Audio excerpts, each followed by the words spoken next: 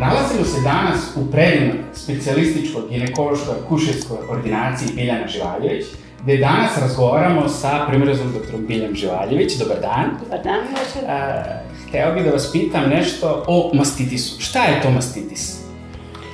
Mastitis je posle, naravno, fibroadenoma dojki i tumora dojki benignih najčešće, ali i zloćudnih, najčešće oboljenje koje se javlja uglavnom kod mlađih žena i karakteristično je da se najčešće javlja u periodu dojenja.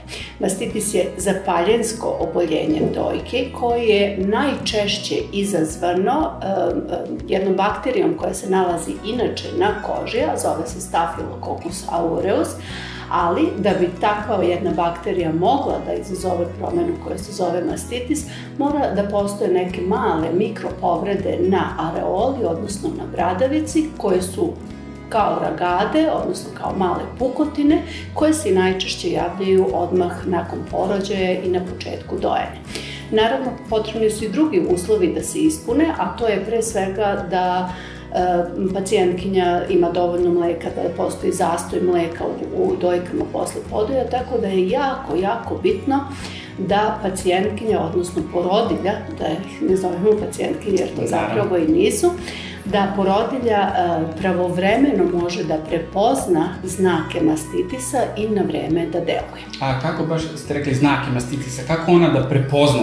Koji su znaci mastitisa? Dakle, znaci mastitisa počinju, odnosno mastitis počinje obično kao jako otečena dojka, crvenilo, bolnost dojke i tvrdost u predelu upalnog procesa. Ono što je jako bitno jeste da pacijentkinja, odnosno porodilja, mora da zna kako u prvim danima, odnosno i prvim mesecima pravilno treba da doji. Znači, ono što je bitno jeste da dete, odnosno beba, ne treba da spava na grudima, da oni u prvih 5 minuta posisaju 95% onoga što im je potrebno, tako da je sasvim dovoljno da podoj traje 10 minuta na jednoj dojci i 10 minuta na drugoj dojci. Sve ostalo je čisto igranje bebe sa dojkama i neka emotivna povezanost. Znači, neće beba više pojesti ako je držite pola sata na jednoj, pola sata na drugoj dojci i ono što je takođe bitno da sa onom dojkom kojom se završi podoj, sa tom dojkom uvek treba početi sledeći podoj. Ono što mi stalno potenciramo majkama jeste da posle svakog podoja dojke moraju da budu meke. Znači, bez obzira što je beba podojila, odnosno izvukla veću količinu mleka, uvek je potrebno da se još dodatno izmaze, jer je svako izmazanje stimulans zapravo za novu proizvodnju mleka. Znači, posle svakog podoja obavezno izmazati ostatak ove mleka sa dojkom koju smo završili, tada počinjemo, sledeći podoj počinjemo tom dojkom, ne više od 10 minuta jedna dojka i 10 minuta druga dojka, to je sasvim dovoljno da beba posica sve što je potrebno u toku jednog obroka i u prvih mesec, dva je potrebno da podoj bude na zahtev. Znači, ne morate uvek da poštujete ono na 3 sata, kao što pedijatri kažu, nego na zahtev. Neka to bude i na sat i po i na 2, jer beba će najbolje izvući svo mleko iz dojki. I neka to bude, kažem, i na sat i po, na 2, onoliko koliko je beba zahteva, ali je jako bitno, znači, ne preterivati sa dužinom podoja i, kažem, davati na zahtev u prvih meseci i po 2.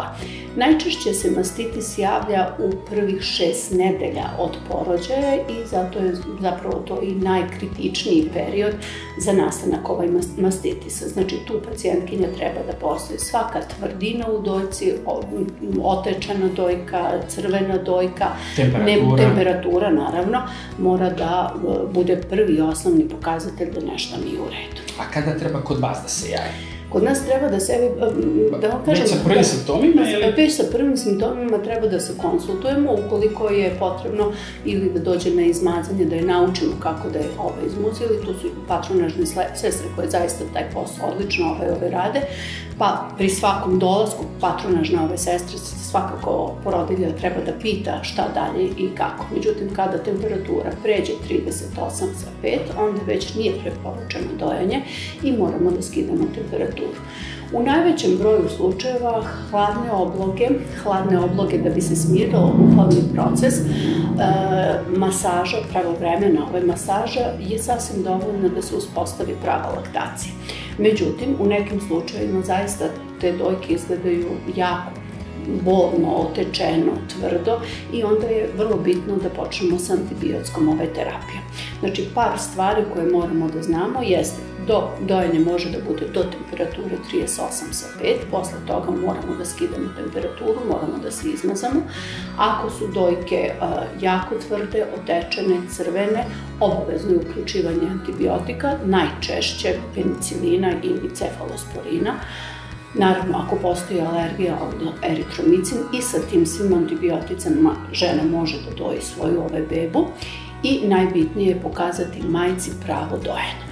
Da li preporučiti ultrazvuk da se uradi? Naravno, ukoliko postoji, po neki put može da nastane, pored mastitisa, može da nastane i absces dojke, jeste gnojne kolekcije, odnosno absces dojke, gde nam je potrebna pomoć hirurga da se napravi incizija te dojke ukoliko antibiotici ne daju dobre rezultate, tako da ukoliko na prvu antibiotsku terapiju ne deluju onako kako bi očekivali, neophodna je pomoć hirurga. Dr. Bilja, hvala vam puno na ovom razgovoru. Hvala vam.